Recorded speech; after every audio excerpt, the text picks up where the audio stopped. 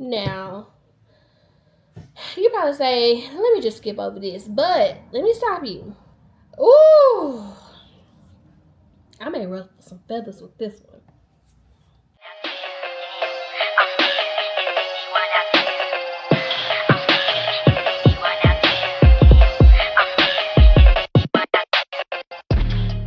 Hey y'all, hey, we're back with another video. So, when we left off, I was talking to my bride besties, and I'm back talking to my bride besties. So, in this video, we're going to talk about stress reducers and smart decisions. If you see me looking this way, it's because my iPad is in front of me for my notes. So, let's just kind of get into it. The stuff that I'm going to talk about today, it helped, like I said, reduce stress, prevent me from burning out, and save me some money. So we still on that topic, saving some coins, okay? Not perfection. I am talking from real life experiences. I'm not talking about something that I just read. I literally came up with these key points from stuff that I went through during my journey. So, first thing that I want to talk about today is the photographer shoot list. Make a photographer shoot list. I had absolutely no problems with my photographer. Shout out to Eureka with Unique Captures Photography. She did an amazing job from my engagement shoot to my wedding. Loved it. Everything was just great. I have zero bad things to say. But your wedding day moved so fast. And the last thing you want to do is think back on that day and regret not capturing some moments. When I say make a photography shoot list, that's not to say that the photographer don't know what she's doing. That just means make notes of what's important for you.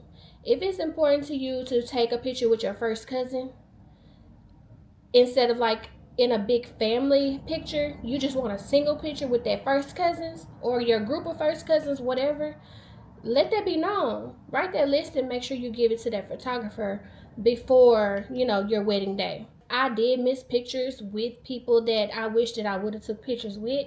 And like I said, I think back and be like, dang, such and such, I didn't get a picture with such and such. So like I said, write down the shots that you need and compare. She may already have a list, he or she may already have a list, but you just giving him or her your list just makes that real known. Okay, these are moments that we for sure need to capture. If you need a picture with your dog or your cat, that's not like something that's like ideal. So if that is ideal for you, you need to make that be known.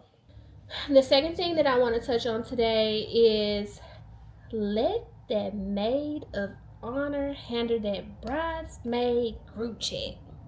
Okay? I am nosy as hell. So when I found out it was a group chat and I wasn't in it, I was like, hold on. Cause what? But as things went on, that was the best thing for me. I needed that more than I actually knew. I had enough to deal with. When it came to delegating, or not even delegating, because that's just something that my best friend just took on herself. She just took that off of me. And Tori, love you. I love you so much. You're the best friend I could ever have. I love you, best friend. But yes, I mean, you dealing with. Let's just go back. After I made my proposal boxes and I sent them all out, my best friend started the group chat immediately. That was her way of taking stress off of me. She let them know about deadlines. She let them know about upcoming events. It was things in there that they were discussing to do for me. All the things that came down to the bachelorette weekend, the bridal shower, everything. All the things, anything that they needed to know went through that group chat. So I definitely recommend, if you have a group of bridesmaids and if you feel like you don't want to hear opinions and questions and stuff all the time, delegate that. Or if you just have a wonderful best friend like me. She just takes that up on herself. Okay? That was key. I love that she did that for me. Thank you, best friend. The third thing I want to talk about today is Facebook bridal groups. Now, you probably say, let me just skip over this, but let me stop you. Because listen to what I got to say. Not all the time do we want to get on Facebook and vent, especially about, like your upcoming wedding or something like that. So I say find these Facebook groups because these are people that are probably going through things that are very similar to what you are going through. So by going in those groups, you never know how that may help you. I learned a lot in those Facebook groups. I found Texas Brides. Texas Brides on a Budget was another group. 2025 Brides. I think it said 2025, 2026. And 2027 brides. You never know who may be in that group, who may be in your same area, and who may be going about things just like we here. It's Bride Besties. You may find a Bride Bestie in that group. So when I say join those bridal Facebook groups, they can be very, very, very helpful. So definitely something to think about. The fourth thing I want to talk about today is dress shopping. It ain't always free. So I did not know this. And when I was talking to my best friend yesterday, I was telling, she was asking me about my second video and those things. So I was telling her my points and she was like, wait, what? So it ain't just me. I did not know that the Say Yes to the Dress experience had a fee.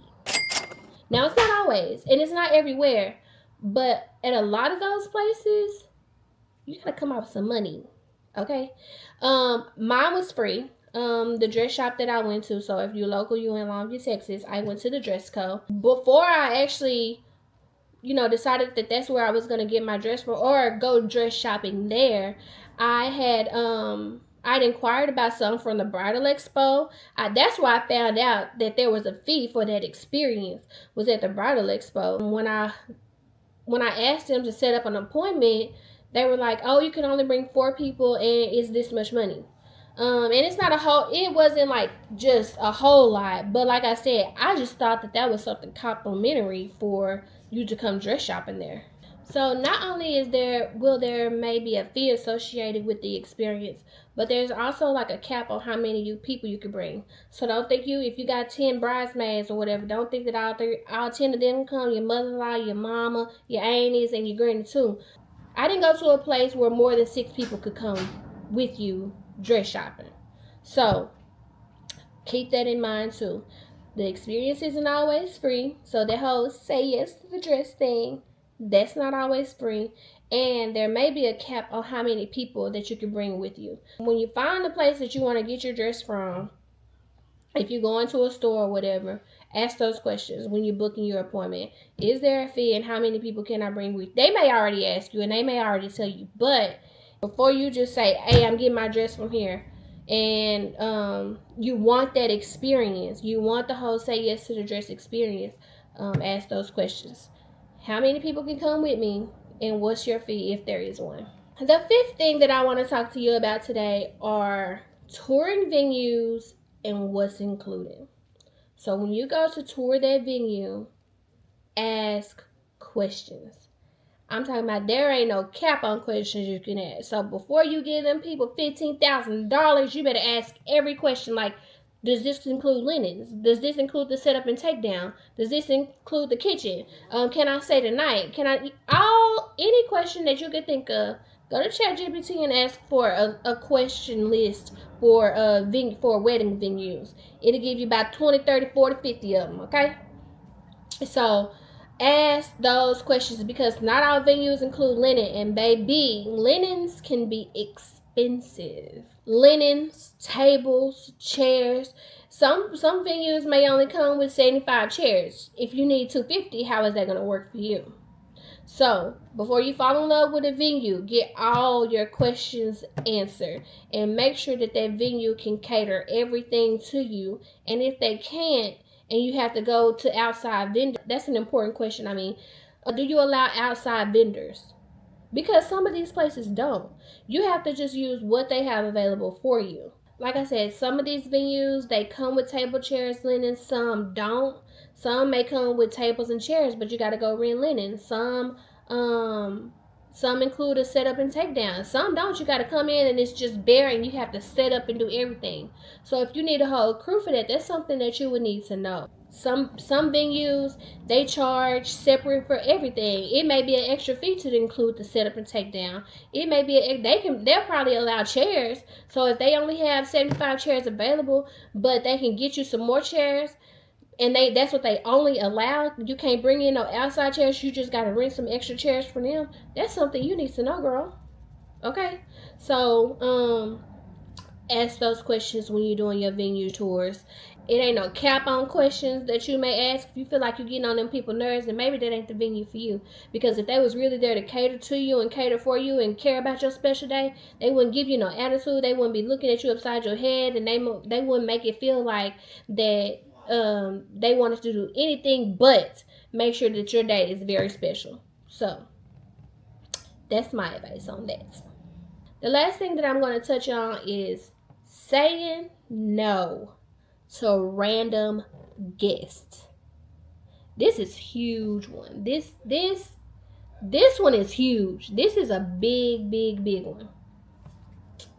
Ooh, I may ruffle some feathers with this one. The amount of people who will message you and text you about coming to your wedding is absolutely insane.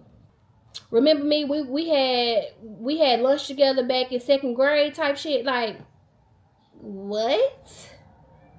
I just think that is just so crazy to me. My real question for those people who like to just randomly invite themselves are, why do you want to come? You want to just come to party and drink and eat? Because you can go do that somewhere else. This ain't that type of party, okay? This is my wedding. So for you to just randomly ask, like, we had a cap, okay? So not only when people ask to come randomly, like, you already have this number figured out in your head for the actual guest that you have already invited. You already got that number, right? So you have that number and those plus ones. So just because you just met Bebe the other day and you already did RSVP to my wedding, what makes you think that it's okay to ask if Bebe can come and you just met him? Like, that's not what this is.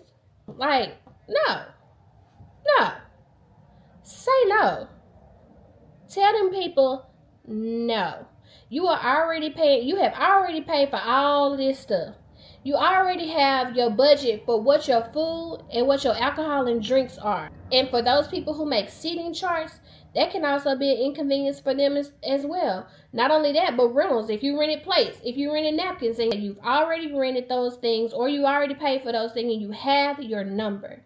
So when it comes to those things, along with the food and the alcohol, like, baby, please, like, why are we doing this? Why do you think that that's okay? Would you like for that to happen for your day? Some people may say that they don't care, but that's cap. This is me and my partner joining together for the rest of our lives with the Lord, okay? So this is something very sacred. This is something very important. You only plan to do this once. So by having random people who don't really even care about it, who don't really care to have, care about your day or care about your wedding, but just want to come to party and be there because such and such there, or they know it's going to be a time it's going to be had. That ain't what this is. So say no to them random people. If you plan to open up, if you care and you want to just have like a nice party, a big party, then open up their reception like later on. Say no to them people, okay? Say no to them.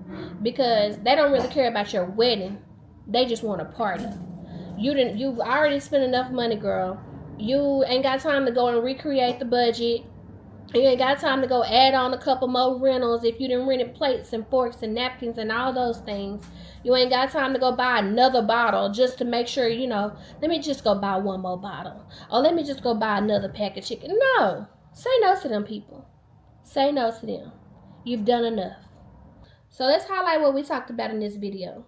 Make sure you get that photographer shoot list. Make sure you let that maid of honor handle that bridesmaids group chat. Facebook bridal groups. Dress shopping ain't always free. Venue tours and what they include. All those questions that you need to ask. And last, say no to them random people who ask to come to your wedding. Okay? If you like this video, if you found the tip helpful or useful, or you plan on using it for yourself, drop a comment. Let me know what it is. Like this video, subscribe to my channel, and share this video with another Bride Bestie. I can't wait to see y'all in my next one. Bye, Bride Besties. I testify for you. I knew that 3 was something, could not testify for you. I saw that you that bitch.